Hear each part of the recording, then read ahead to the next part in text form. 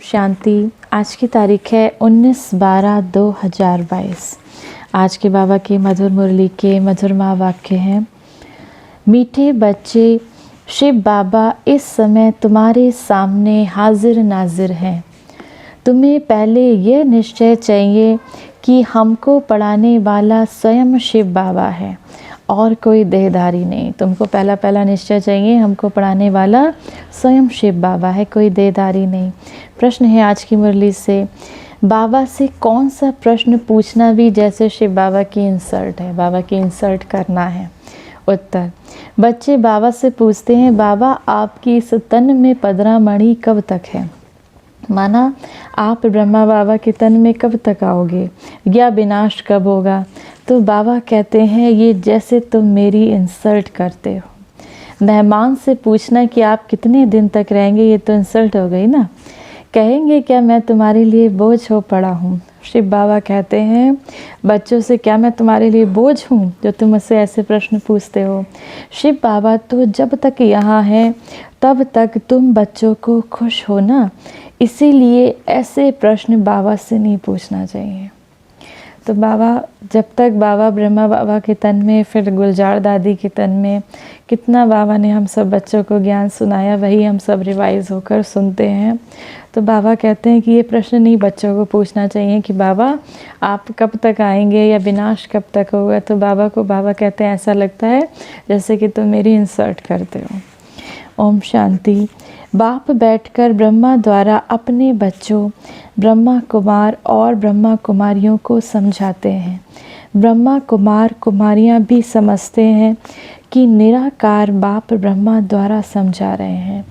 बाप तो है निराकार, किसको साक्षात्कार भी कराना होगा तो ब्रह्मा का शरीर ही सामने करूँगा।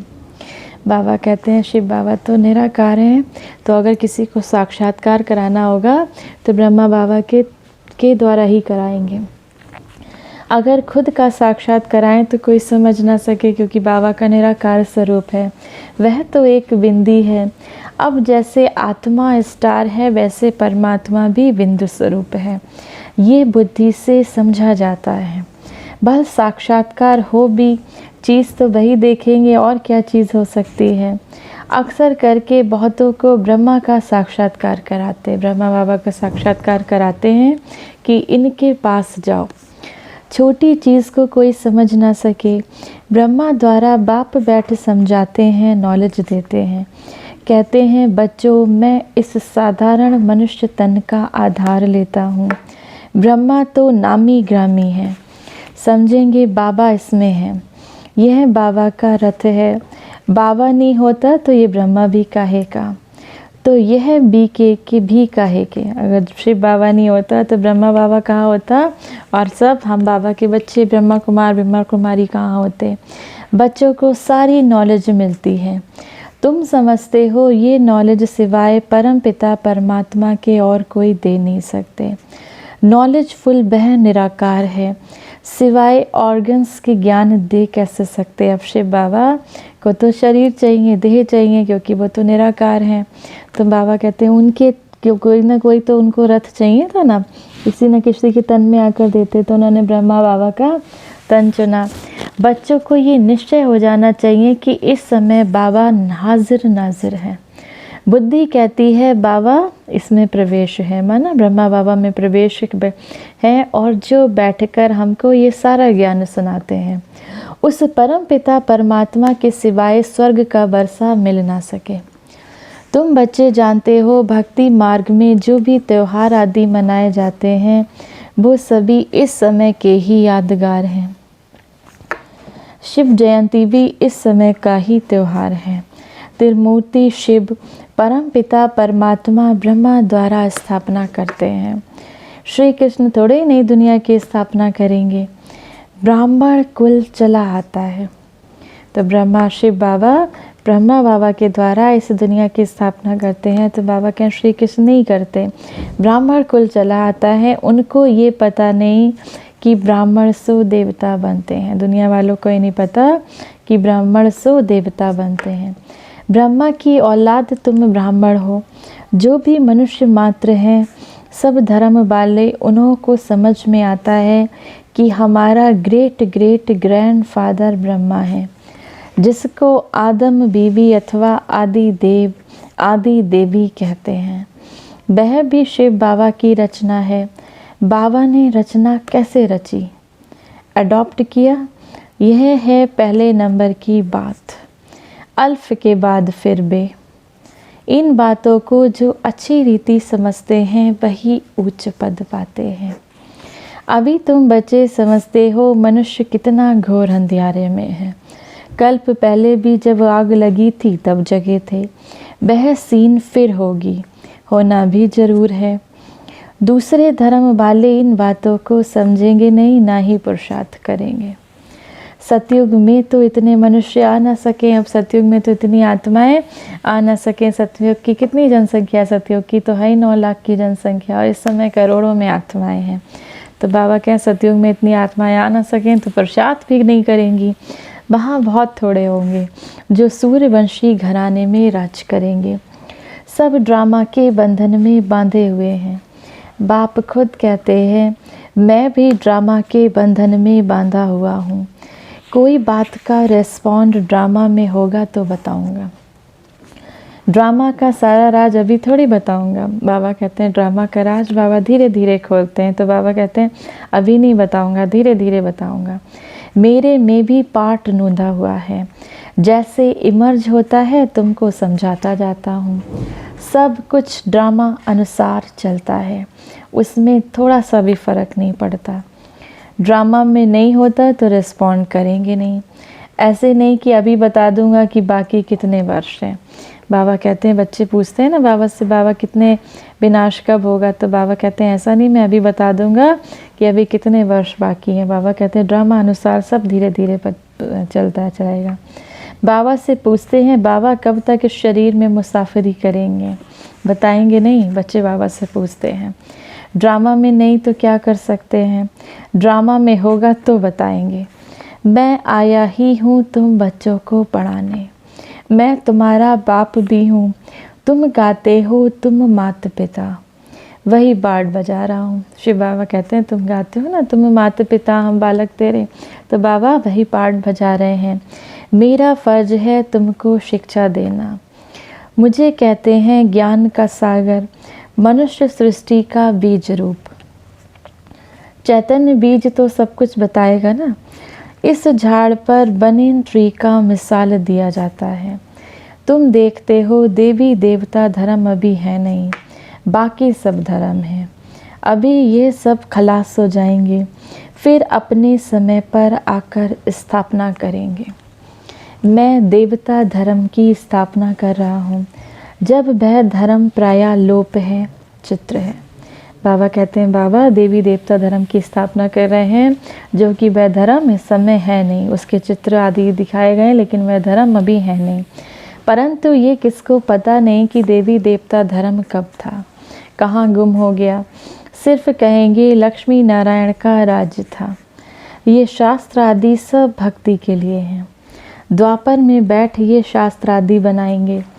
सचखंड में सिर्फ देवता राज करते थे, ये है ही झूठ खंड। वहाँ तो कोई भी पाप नहीं होता।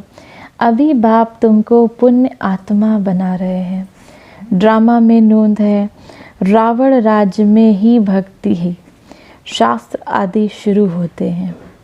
ये अनादि ड्रामा शूट हुआ पड़ा है। बाबा कहते हैं ये बना बनाया ड्रामा सब चल रहा है।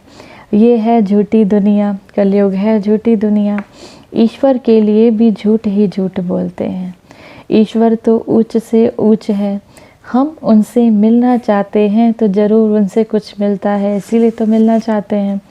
बाप से क्या मिलेगा, वह है सर्व का सदगति दाता। शिव बाबा है हम सब बच्चों के लिए। तो बाबा कहते हैं, एक तो हम बाबा कहते हैं उनसे क्या मिलेगा, वो कौन है, हम सब बच्चों का, सर्व का, विश्व की सब आत्माओं का वो तो सदगति दाता है, सबको दुखों से छुड़ाते हैं। रावण भी बड़ा ज़बरदस्त है, आधा कल्प उनका राज्य चलता है। द्वापर से जैसे जैसे कलाएं कम होती जाती हैं तो आधा कल्प रावण का राज्य शुरू हो जाता है। परंतु वह दुख देते हैं, इसीलिए सब मनुष्य बाप को याद करते हैं। रावण के 5 विकार ही मनुष्य को दुख देते हैं, काम, क्रोध, मोह, लोभ, अहंकार, तो तभी बाबा को याद करते हैं। रावण तुम्हारी सारी राजधानी छीन लेता है, इतना ज़बरदस्त है। अब तुमको मालूम पड़ा, बाप हमको वर्षा देते हैं, रावण हमको श्राप देते हैं। मनुष्यों को ये पता नहीं कि बाप कब वर्षा देते हैं। श्री कृष्ण का नाम गीता में डालने से गीता को झूठा कर दिया है। बड़ी से बड़ी भूल ये है। यह बाबा भी तो नारायण का पक्का भगत था। ब्रह्मा बाबा भी नारायण के भगत थे, गीता पढ़ते थे। गीता पढ़े बगैर उनका काम नहीं करते थे। गीता बहुत, ब्रह्मा बाबा गीता पढ़ते थे, बहुत सारे उन्होंने गुरु भी किए। जब साक्षात्कार हुआ तो निश्चय हो गया कि शिव बाबा हमको ये लक्ष्मी नारायण का वर्षा देते हैं। जब ब्रह्मा बाबा को साक्षात्कार हुआ तब उनको ये पक्का निश्चय हुआ कि शिव बाबा ही हमको लक्ष्मी नारायण बनाने का, लक्ष्मी नारायण का वर्षा देते हैं। अभी तो बहुत कुछ समझ में आ गया है। शिव बाबा समझाते रहते हैं, कभी कोई शास्त्र नहीं उठाया, बाबा सुना रहा है। ये भी कहते हैं मैं सुनना हूँ। शिव बाबा सुना रहा है, ब्रह्मा बाबा कहते हैं मैं सुनना हूँ। कभी बाबा नहीं है तो ये भी सुनाते हैं, इसमें बाबा है, इसीलिए ब्रह्मा का नाम इतना नहीं है। अजमेर में एक मंदिर बनाया है, परंतु समझते कुछ नहीं। श्री कृष्ण को मुरली दी और सरस्वती को सितार दी। सरस्वती को गॉडेज ऑफ नॉलेज कहा जाता है। गॉड ऑफ नॉलेज ब्रह्मा के बदले श्री कृष्ण को कह दिया है, मूंझ गए हैं। सरस्वती को गॉडेज ऑफ नॉलेज कहा है और गॉड ऑफ नॉलेज ब्रह्मा के बदले श्री कृष्ण का नाम डाल दिया है, तो इसमें मूंझ गए। वो दुनिया वाले इसमें कंफ्यूज हो जाते हैं, मूंझ जाते हैं।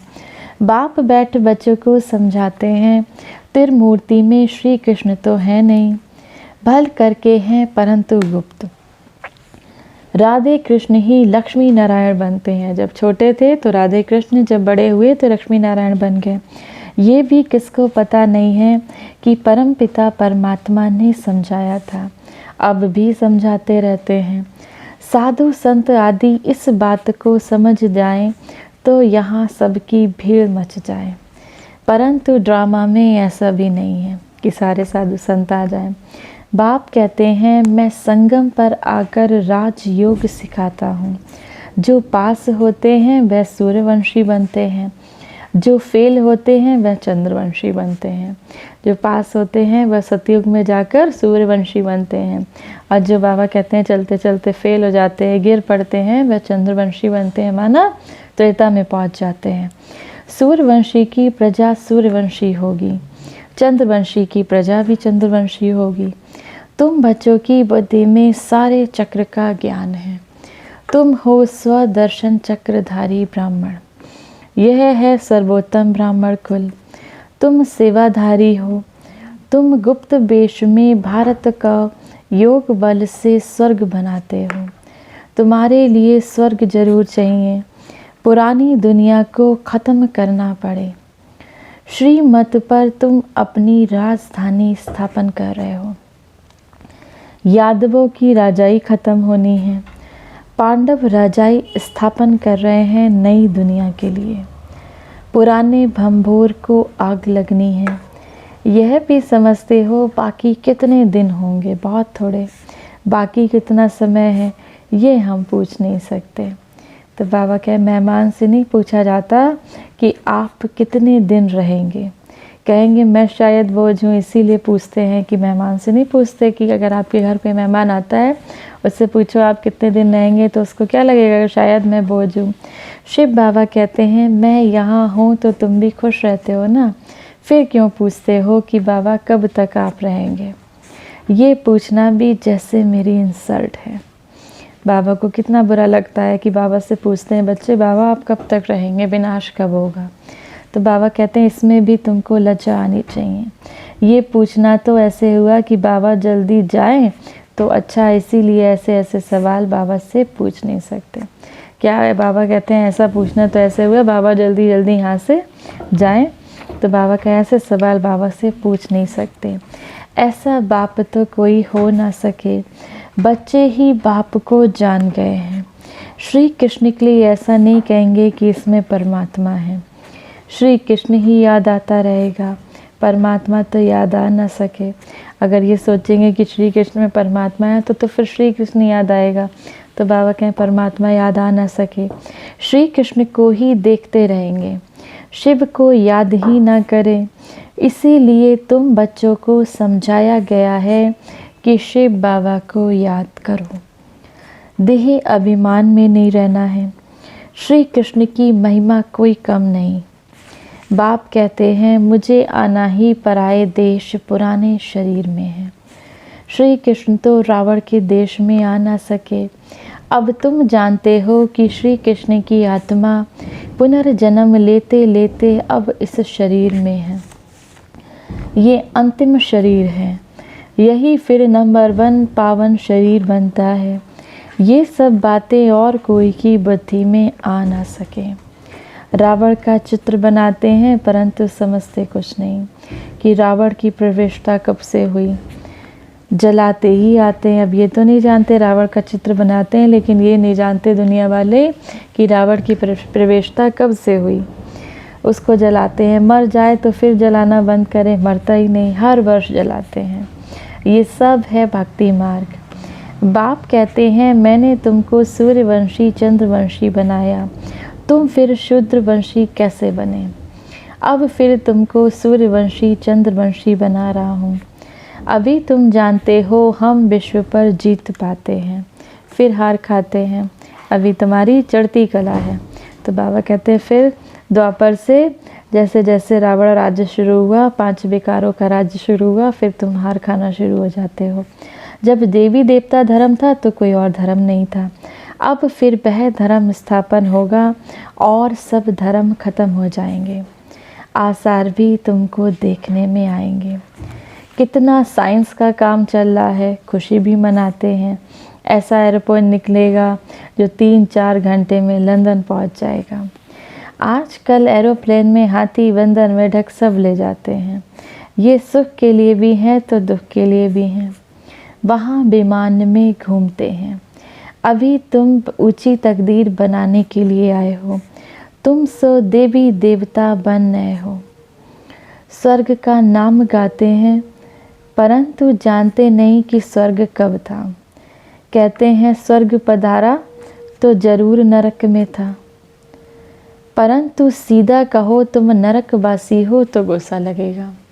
उनसे कहो कि ये नरक है, कलयुग में नरक है और तुम नरकवासी हो, तुम नरक में रहते हो, तो गुस्सा लगता है, उनको गुस्सा आ जाता है। अब तुम्हारे में ताकत है, तुम कह सकते हो तुम पतित पावन को बुलाते हो तो ज़रूर पतित हो।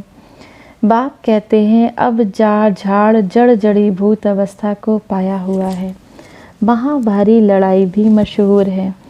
तुम जानते हो हम आए हैं रजाई लेने, हम स्थापना के निमित्त हैं।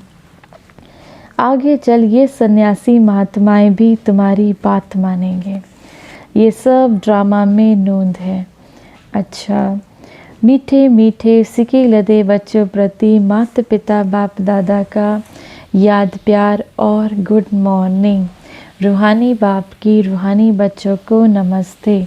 हम सब रूहानी बच्चों के रूहानी माता पिता बाप दादा को याद प्यार गुड मॉर्निंग और नमस्ते। बाबा कहते हैं ना अब स्थापना के निमित्त हैं हम सब बच्चे, और आगे चल के सन्यासी महात्माएं भी हम सब बच्चों की बात मानेंगे। तो ऐसा ऐसा धीरे धीरे समय शुरू हो रहा है। बहुत लोग धीरे धीरे हमारी संस्था की तरफ, इस ब्रह्मा कुमारी संस्था की तरफ जुड़ते जा रहे हैं। अच्छा, धारणा के लिए मुख्य सार है। पहला, गुप्त रूप में योग बल से भारत को स्वर्ग बनाने की सेवा करनी है। रूहानी सेवाधारी बनना है। गुप्त रूप में मन से, वाचा से, कर्म से अपने बाबा को फॉलो करते रहना है, और गुप्त रूप में बाबा से योग लगा के एक बाबा की याद में भारत को स्वर्ग बनाने की सेवा करते रहना है। रूहानी सेवाधारी बनना है। दूसरा, हमारा सर्वोत्तम ब्राह्मण कुल है। हम स्वदर्शन चक्रधारी हैं। इस नशे में रहना है। किसी भी बात में कोई डाउट, कोई संशय नहीं उठाना है। वरदान है आज की मुरली से, परमात्म चिंतन के आधार पर सदा बेफिक्र रहने वाले निश्चय बुद्धि निश्चिंत भव।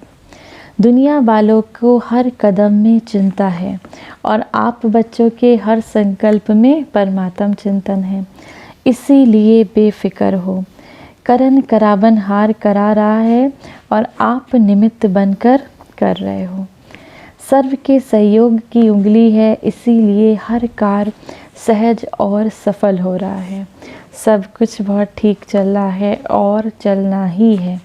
कराने वाला करा रहा है, कराने वाला शिव बाबा हम सब बच्चों से करा रहा है। हमें सिर्फ निमित्त बनकर तन मन धन सफल करना है। हमें निमित्त समझना है अपने को कि बाबा ने हमें इस ईश्वरीय सेवा के लिए चुना है, तो हमको अपना तन मन धन जीवन सफल करना है।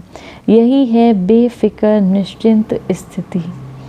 स्लोगन है आज की मुरली से, सदा संतुष्टता का अनुभव करना है तो सबकी दुआएं लेते चलो। सदा संतुष्टता का अनुभव करना है तो सबकी दुआएं लेते रहो। अच्छा, आज की मुरली से सम्मान का अभ्यास करेंगे। आज से हम 7 गुण लेके चलेंगे और एक गुण की प्रैक्टिस 7 दिन तक कर 7 दिन एक गुण लेके चलेंगे। जैसे हमारे हम आत्मा के 7 गुण हैं ना, शांति, सुख, शक्ति, प्रेम, पवित्रता, आनंद और ज्ञान। तो हम एक सम्मान उठाएंगे और हर दिन एक सम्मान का अभ्यास करते चलेंगे और अपनी आत्मा को इन 7 गुणों से भरपूर करके सतो प्रधान बनाएंगे। तो आज की मुरली से हम सम्मान का अभ्यास करेंगे। सबसे पहले, मैं शांत स्वरूप आत्मा हूँ। इस सम्मान में स्वयं को स्थित करें और विश्व में चारों ओर शांति के प्रकंपन, जैसे जैसे आप इस सम्मान का अभ्यास करेंगे, आपसे जो शांति के प्रकंपन निकलेंगे उससे आपकी सेवा होती रहेगी। मनसा सेवा के भी आप भागीदार रहेंगे। अच्छा, ओम